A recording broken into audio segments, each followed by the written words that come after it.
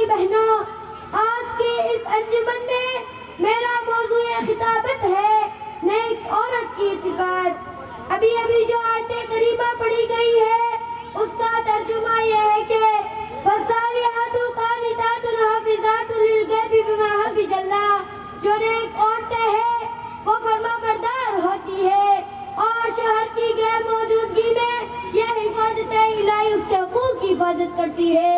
اس آیت کریمہ میں یہ دلیل ہے کہ نیک عورت وہی ہے جس میں دو صفتیں جمع ہو۔ پہلی صفت یہ ہے کہ وہ اپنے رب کی اطاعت گزار ہو، دوسری صفت یہ ہے کہ وہ اپنے شوہر کی فرما بردار ہو۔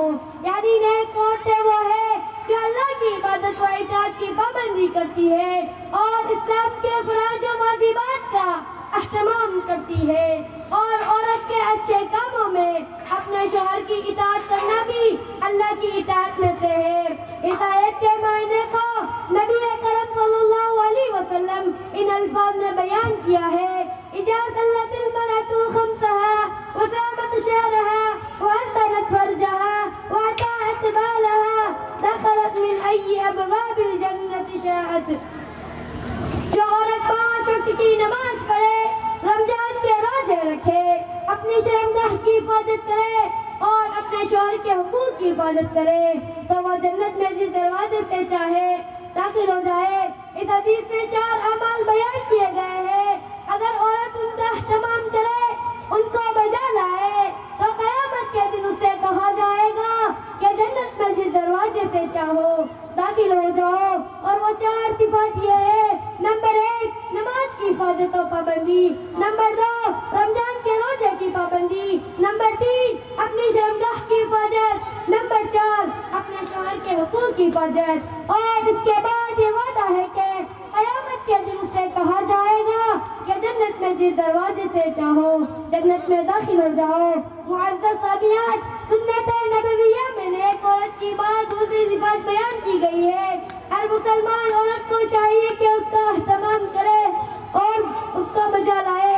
ہر مسلمان عورت کو چاہیے کہ اس کا اہتمام کرے اور پوری کوشش کرے کہ وہ بھی ان صفات کی حامل ہو جائے، تاکہ وہ ان خوش نصیب عورتوں میں سے ہو جن کو یہ اختیار دیا جائے گا کہ جنت میں جس دروازے سے چاہو جنت میں داخل ہو جاؤ۔ جیسا کہ نبی اکرم صلی اللہ علیہ وسلم فرماتے ہیں، تمہاری بہترین عورتیں وہ ہے جو محبت کرنے والی ہو، زیادہ بچے پیدا کرنے والی ہو، بس زبان سخت دل نہ ہو بلکہ بات سننے اور ماننے والی ہو، شوہر کے سامنے تکبر و غرور کرنے والی نہ ہو، شوہر کے ہمدرد و غمگسار ہو، ہر موقع پر اس کے ساتھ کھڑی ہو، اللہ کی عبادت و اطاعت پر اور ہر کام میں اس کی مددگار ہو۔ اس حدیث میں ہے کہ بہترین عورت وہ ہے جو محبت کرنے والی ہو، اور شوہر سب سے زیادہ حقدار ہے کہ بیوی اس سے محبت کرے، اپنے پاکیزہ تعلیمات نرم لہجے اور شیریں گفتگو کے ذریعے اس کی ہمدردی حاصل کرے، اس کے ساتھ محبت و شفقت سے معاملہ کرے، اچھی شکل و صورت میں اس کے سامنے رہے، اچھے اخلاق سے پیش آئے اور بہترین کام کرے۔ اس حدیث میں یہ بھی صفات بیان کی گئی ہے کہ وہ بس زبان سخت دل نہ ہو بلکہ بات سننے اور ماننے والی ہو، شوہر کے سامنے تکبر و غرور کرنے والی نہ ہو، ہر کام پر اس کے ساتھ کھڑی ہو، اللہ کی عبادت و اطاعت پر اور ہر کام میں اس کی مددگار ہو، جس میں سعادت و فلاح ہو۔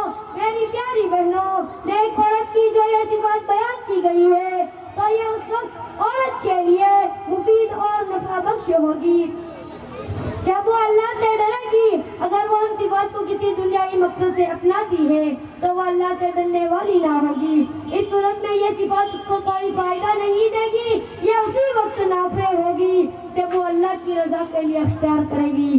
آخر میں اللہ تعالیٰ سے دعا ہے کہ ہم مسلمان عورتوں کو نیک و ساریہ بنائے، اللہ کی اطاعت گزار اور شوہروں کی فرما بردار بنائے۔ آمین۔ والسلام علیکم ورحمۃ اللہ وبرکاتہ۔ ماشاءاللہ۔